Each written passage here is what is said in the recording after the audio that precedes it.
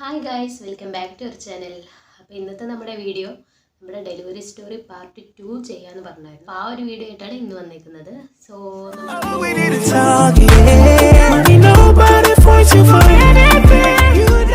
അപ്പോൾ നമ്മൾ ഈ ചാനലിൽ തന്നെ ഡെലിവറി സ്റ്റോറി പാർട്ട് 1 ചെയ്തിട്ടുണ്ട്. സോ അത് കാണാൻ താല്പര്യമുണ്ടെങ്കിൽ താഴെ ഒന്ന് ക്ലിക്ക് ചെയ്ത് കണ്ടോളൂ കേട്ടോ. കാരണം അത് കണ്ടാലാണ് ഏകദേശം ഒരു ഐഡിയ നിങ്ങൾക്ക് കിട്ടുള്ളൂ. അപ്പോൾ ഒട്ടും വലിച്ചു നീട്ടാതെ പെട്ടെന്ന് തന്നെ കാര്യങ്ങൾ പറഞ്ഞു തീർക്കാം കേട്ടോ. കാരണം കൊച്ചുങ്ങൾ രണ്ടുപേരും ഉറങ്ങാണ്. അപ്പോൾ നമുക്ക് അതിൻ്റെ ഉള്ളിൽ പെട്ടെന്ന് തന്നെ ഈ സ്റ്റോറി കംപ്ലീറ്റ് ചെയ്യണം. അങ്ങനെ കൊച്ചുണ്ടായിന്ന് ഞാൻ പറഞ്ഞല്ലോ, ലേബർ റൂമിൽ കൊച്ച് പുറത്തേക്ക് വന്നു. അപ്പോഴും ഞാൻ പറഞ്ഞായിരുന്നല്ലോ ആ ഒരു വേദന എനിക്കുണ്ടായിരുന്നു. പിന്നെ മറുവിളൊക്കെ എടുത്തപ്പോഴാണ് ഏകദേശം വേദന കമ്മിയത്. ഓക്കെ, പിന്നെ കൊച്ചിൻ്റെ വെയിറ്റൊക്കെ നോക്കി. വെയിറ്റ് കൊച്ചിന് 3,280 ഉണ്ടായിരുന്നു കേട്ടോ. അപ്പം ഇച്ചിരി വെയിറ്റ് കുറച്ച് കൂടുതലാണ്. സോ അതുകൊണ്ടാണ് ആ ഒരു അത്രയും പെയിൻ എനിക്ക് ഉണ്ടായിരുന്നത്. ഇല്ലെങ്കിൽ ഇത്രയും പെയിൻ ഉണ്ടാവില്ലായിരുന്നു. അത് ശരിയാണ്. അങ്ങനെ അവിടെ ഒരാൾ ഭയങ്കര വാശിയിൽ കിടക്കുക. ഞാൻ എപ്പോൾ മാറി നിന്നു അവ അപ്പം കരയും. ഞാൻ കൂടെ ഉണ്ടെങ്കിൽ ഒരു കുഴപ്പമില്ല. അങ്ങനെയാണ് കേട്ടോ. ഓക്കെ, അങ്ങനെ എന്ത് കൊച്ചാന്ന് അവർ തടപ്പിച്ച് എല്ലാം റെഡിയാക്കിയിട്ട് എനിക്ക് കാണിച്ചു തന്നു. ആൺകൊച്ചാണെന്ന് പറഞ്ഞു. പിന്നെ നേരെ അവർ വെയിറ്റൊക്കെ നോക്കിയിട്ട് അപ്പം തന്നെ പീഡിയാട്രിക് വന്നു. കൊച്ചിൻ്റെ എല്ലാം ചെക്ക് ചെയ്തിട്ട് നോർമലാണ് പറഞ്ഞിട്ട് നേരെ പുറത്ത് ചേട്ടായിക്കും അമ്മച്ചിക്കും അത്തൂസിനൊക്കെ കൊണ്ടുപോയിട്ട് കൊച്ചിനെ കാണിച്ചു. അപ്പോൾ പുറത്ത് എന്താ ഉണ്ടായിരുന്നൊന്നും എനിക്കറിയത്തില്ല. ആദ്യം ചേട്ടായിയാണ് കൊച്ചിനെ വാങ്ങിയെന്ന് പറഞ്ഞായിരുന്നു. ഇല്ല, സോറി, കൊച്ചിൻ്റെ കയ്യിലൊന്നും കൊടുത്തില്ല. അവർ നേരെ ഇങ്ങനെ കാണിച്ചിട്ട് വേഗം കൊച്ചിനെ കൊണ്ട് ഉള്ളിലേക്ക് പോവുകയാണ് ചെയ്തിട്ടുണ്ടായിരുന്നത്. ആമ്പിളെ പുറന്തിരിച്ച് പറഞ്ഞിട്ട്, കാരണം തമിഴാണല്ലോ, അപ്പോൾ അങ്ങനെ പറഞ്ഞിട്ട് അവർ നേരെ ഉള്ളിലേക്ക് പോകുക അത്ര ചെയ്തിട്ടുണ്ടായിരുന്നു. അന്നേരം അവർക്ക് ഭയങ്കര ഹാപ്പി ആയിരുന്നു. പിന്നെ എനിക്ക് ചേട്ടനെയും കൊച്ചിനൊന്നും കാണാൻ പറ്റിയിട്ടുണ്ടായിരുന്നില്ല എന്ന് ഞാൻ പറഞ്ഞായിരുന്നല്ലോ. അങ്ങനെ എനിക്ക് എത്രയും പെട്ടെന്ന് പിന്നെ കണ്ടാൽ മതി എന്നായിരുന്നു. പിന്നെ എൻ്റെ അപ്പുറത്ത് വേദന വന്നിട്ട് ഒരു പുള്ളിക്കാരത്തി കിടന്നായിരുന്നു എന്ന് ഞാൻ പറഞ്ഞില്ലേ. അവളെയാണല്ലോ ആദ്യം ആ ഒരു സ്യൂട്ടൊക്കെ ഇട്ടിട്ട് ഉള്ളിലേക്ക് കയറ്റിയത്. അവൾ അപ്പോഴും ഡെലിവറി ആയിട്ടുണ്ടായിരുന്നില്ല. പിന്നെ എൻ്റെ സ്റ്റിച്ചൊക്കെ ചെയ്ത് എന്നെ വീൽ ചെയറിലേക്ക് ഇരുത്തിയപ്പോഴാണ് പുള്ളിക്കാരത്തിക്ക് ഏകദേശം കുഞ്ഞിറങ്ങി വരുന്ന ആ ഒരു സ്റ്റേജ് ആയത്. അങ്ങനെയാണ് പുള്ളിക്കാരത്തിൻ്റെ അടുത്തേക്ക് ഡോക്ടേഴ്സ് എല്ലാം പോയിട്ട് എനിക്ക് ചെയ്ത പോലെ തന്നെ പുഷ് ചെയ്യാനൊക്കെ പറഞ്ഞിട്ടുണ്ടായിരുന്നത്. കാരണം ഞാൻ പ്രസവിച്ചിറങ്ങിയിട്ട് ഏകദേശം ഒരു 10 മിനിറ്റ് കഴിഞ്ഞപ്പോഴത്തേക്ക് അവളും പ്രസവിച്ചിറങ്ങും. ആദ്യം ലേബർ റൂമിൽ കയറിയത് അവളാണെങ്കിൽ പോലും ആദ്യം പ്രസവിച്ചത് ഞാനാണ് കേട്ടോ. അങ്ങനെ എന്നെ ആ ഒരു ഡ്രസ്സോടെ തന്നെ വേറൊരു റൂമിലേക്ക് ഷിഫ്റ്റ് ചെയ്തു.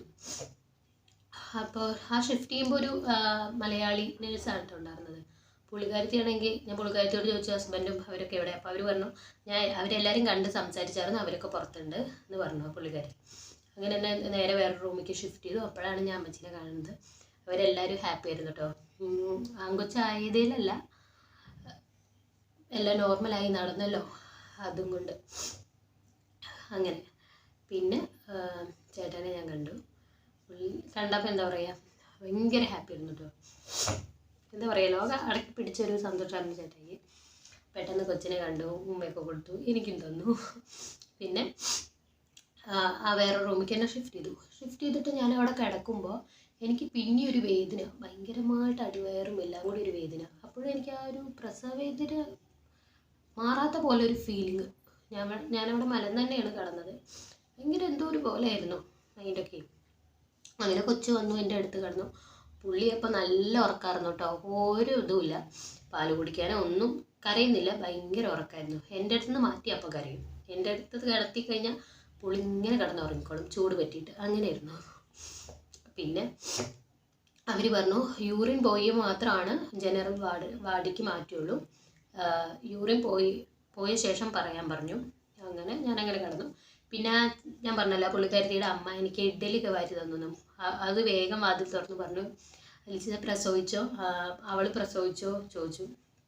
കാരണം പുള്ളിക്കാരത്തിക്ക് ഭയങ്കര സങ്കടം. കാരണം ആദ്യം ഡ്രസ്സൊക്കെ മാറിപ്പോയത് അവളാണല്ലോ. എന്നിട്ട് അവൾ ഇതുവരെ പ്രസവിച്ചില്ല. ഞാൻ പ്രസവിച്ച് വന്നപ്പോഴത്തേക്കും പുള്ളിക്കാരത്തി അവൾക്ക് എന്തായെന്ന് അറിയാതെ ഒരു ഭയങ്കര ടെൻഷനിൽ നിൽക്കുമ്പോൾ ഞാൻ പറഞ്ഞു പേടിക്കണ്ട, അവളുടെ പ്രസവം ഏകദേശം ആവാറായി, ചിലപ്പോൾ ഇപ്പം തന്നെ പ്രസവിച്ചിട്ടുണ്ടാവും, എന്തായാലും അവളെ ഇങ്ങോട്ടേക്ക് മാറ്റുമ്പോൾ കാണാൻ പറഞ്ഞു. അങ്ങനെ അവരൊന്ന് സമാധാനിച്ചിരുന്നു. കുറച്ചൊക്കെ കഴിഞ്ഞപ്പോഴത്തേക്ക് പുള്ളിക്കാരത്തിക്ക് പ്രസവിച്ച് വന്നു. പുള്ളിക്കാരത്തിക്ക് പെങ്കൊച്ചായിരുന്നു കേട്ടോ, എനിക്ക് ആൺകൊച്ച്. പുള്ളിക്കാരത്തി പ്രസവിച്ചിട്ട് ഇങ്ങോട്ട് വന്നു. പിന്നെ നമ്മുടെ കൊച്ചുണ്ടായ ടൈം 1:18 ആട്ടോ ഉച്ചയ്ക്ക്. അതായത് 5:30 മരുന്ന് വെച്ചു, 1:18 ആയപ്പോൾ നമ്മുടെ കൊച്ചുണ്ടായി. അങ്ങനെയാണ് ഉണ്ടായിരുന്നത്. അങ്ങനെ പുള്ളിക്കാരത്തിന് ഇപ്പുറത്തെ റൂമിലേക്ക് ഷിഫ്റ്റ്, എൻ്റെ തൊട്ട അടുത്ത ഒരു ബെഡിക്ക് കിടത്തി. അങ്ങനെ കുറേ കഴിഞ്ഞപ്പോൾ എനിക്ക് യൂറിൻ പോകാൻ തോന്നി. ഞാൻ മെല്ലെ എഴുന്നേറ്റ് ഞാൻ തന്നെ നടന്നു പോയി യൂറിൻ പാസ് ചെയ്തു. യൂറിൻ പാസ് ചെയ്തപ്പോഴത്തേക്ക് നല്ലപോലെ ബ്ലീഡിങ്ങും കാര്യങ്ങളൊക്കെ ഉണ്ടായിരുന്നു. പെട്ടെന്ന് തന്നെ ഞാൻ അവർ വെച്ച് കഴിഞ്ഞ ആ പാഡ് മാറ്റിയിട്ട് മെറ്റർനിറ്റി പാഡ് ഉണ്ടല്ലോ അതും എടുത്ത് വെച്ചു. ഞാൻ അത്യാവശ്യം ഹെവി ബ്ലീഡിങ് ആവുമല്ലോ ആദ്യത്തെ 2-3 ദിവസം. അതുകൊണ്ട് മെറ്റർനിറ്റി പാഡ് എടുത്ത് സേഫാക്കി വെച്ചു.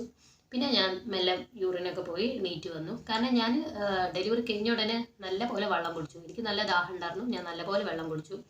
അതുപോലെ പെയിൻ എടുത്ത് കിടക്കുമ്പോഴൊക്കെ ഞാൻ നല്ലപോലെ വെള്ളം കുടിച്ചായിരുന്നു. അവർ വെള്ളം കുടിച്ച ഒരു കുഴപ്പമില്ല പറഞ്ഞു. ഞാൻ നല്ലപോലെ വെള്ളം കുടിച്ചത്. അതുകൊണ്ട് എനിക്ക് യൂറിൻ പോകാൻ പറ്റി. യൂറിൻ പോയി എന്നൊക്കെ പറഞ്ഞപ്പോഴത്തേക്ക് അവർ പെട്ടെന്ന് വേറെ വീൽ ചെയർ കൊടുന്ന് എന്നെ ജനറൽ വാർഡിലേക്ക് ഷിഫ്റ്റ് ചെയ്തു. അങ്ങനെ കുഞ്ഞിനെയൊക്കെ എടുത്തു, ബാഗും കാര്യങ്ങളൊക്കെ എടുത്ത് വേഗം നമ്മൾ അപ്പുറത്തെ റൂമിലേക്ക് പോയി. അപ്പുറത്തെ റൂമിൽ പോയപ്പോഴും പുള്ളിക്കാരത്തേക്കും എനിക്കും തൊട്ടടുത്ത ബെഡാണ് കിട്ടിയിട്ടുണ്ടായിരുന്നത്. ഞങ്ങൾ ഭയങ്കര എന്താ പറയുക, എല്ലാം കൊണ്ട് ഭയങ്കര ഒത്തൊരുമയിൽ പോയിട്ടോ. ആ ഹോസ്പിറ്റലിൽ നിന്ന് വീട്ടിലേക്ക് വരെ 5 ദിവസം ഞാനും പുള്ളിക്കാരത്തിയുടെ വീട്ടുകാരും കൂടി ഭയങ്കര അറ്റാച്ച്ഡ് ആയിരുന്നു. എനിക്കാണെങ്കിൽ ഭയങ്കര ഹെൽപ്പായിരുന്നു. കാരണം എൻ്റെ ഒപ്പം ഒറ്റയ്ക്ക് അമ്മച്ചി മാത്രമേ ഉണ്ടായിരുന്നുള്ളൂ. വേറൊരു ആളോ എൻ്റെ അമ്മയൊന്നും ഉണ്ടായിരുന്നില്ല. അപ്പോൾ ഞങ്ങൾക്കൊന്ന് ഹെൽപ്പ് ചെയ്യാനും കാര്യങ്ങൾക്കൊക്കെ പുള്ളിക്കാരത്തിയുടെ അമ്മ, ആ ഒരു ചേച്ചിയാണ് ഞങ്ങൾക്ക് സഹായിച്ചത് കേട്ടോ.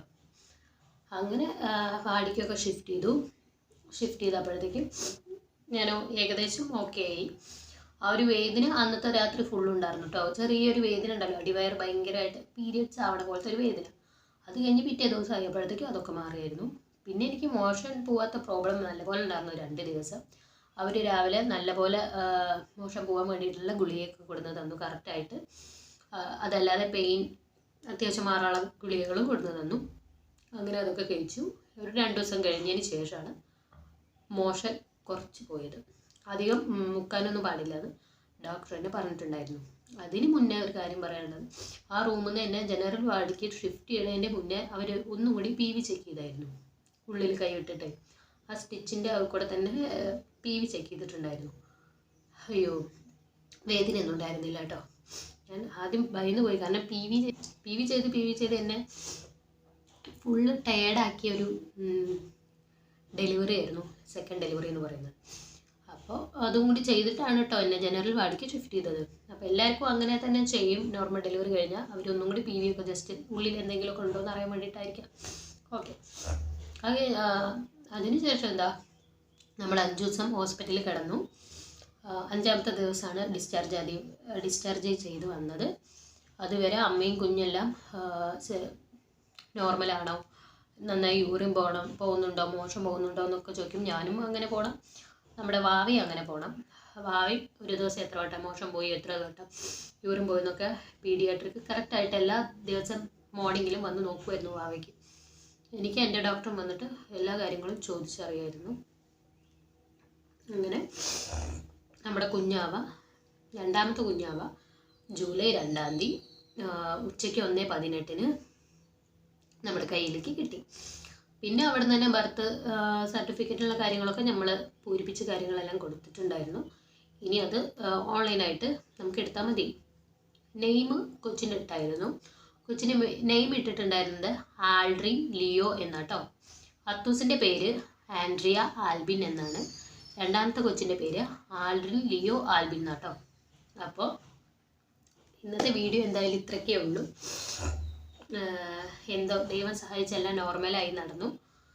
ചെറിയ ഭയം ഉണ്ടായിരുന്നു. കാരണം ഓരോരുത്തർ പറയുന്നുണ്ടായിരുന്നു ആദ്യത്തെ നോർമൽ ഡെലിവറി ആണെങ്കിൽ 2ാമത്തെ സിസേറിയൻ ആവാനുള്ള സാധ്യത ഉണ്ടെന്ന്. പക്ഷെ അങ്ങനെയൊന്നും സംഭവിക്കാതെ ദൈവം കനിഞ്ഞതും കൊണ്ട് നമുക്ക് 2ാമത്തെയും നോർമൽ ഡെലിവറി ആയി നടന്നു. ഭയം തോന്നി ആ ഒരു സമയത്ത്. വേദനയിൽ അവർ ഫാമിലി പ്ലാനിങ് ചെയ്യുന്നോ, അപ്പം വേണ്ടാന്ന് ഞാൻ അലറി വിളിച്ചു. കാരണം ആ വേദനയിൽ ഞാൻ എന്തൊക്കെ പറഞ്ഞത് എനിക്ക് നോർമലാണ്.